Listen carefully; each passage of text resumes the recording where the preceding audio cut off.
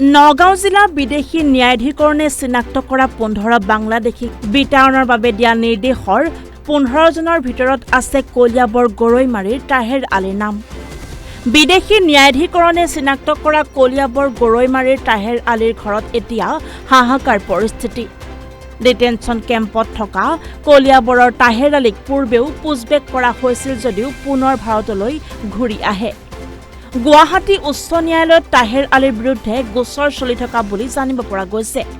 তাহেৰ আলীক বিদেশী ঘোষণা কৰাক লৈ পৰিয়ালৰ মাজত তীব্ৰ প্ৰতিক্ৰিয়া সৃষ্টি হৈছে।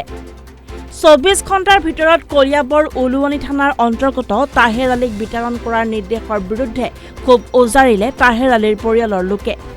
তাহেৰ আলী বিদেশী নহয় বুলি দাবী কৰিছে লোকজনৰ পৰিয়ালে।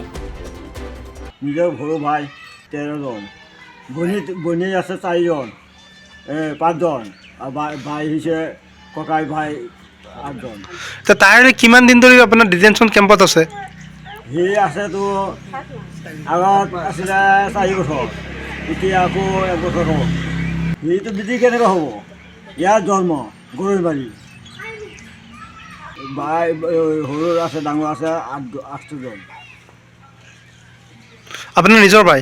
অঁ, নিজৰ ভাই। মই জানো সিহঁতৰ তাৰ জন্ম নাম গৰৈমাৰী, তাৰ মই কলত ৰাখিছোঁ, এতিয়াহে মই জানো সেই বিদেশী কেনেকৈ হয়। জেগাখনৰ নাম কি ক'লে? গৰৈমাৰী।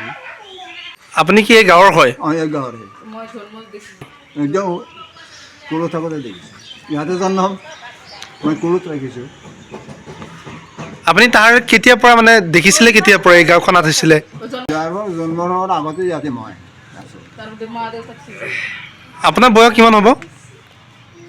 মোৰ বয়স 80 ওপৰত হৈছে।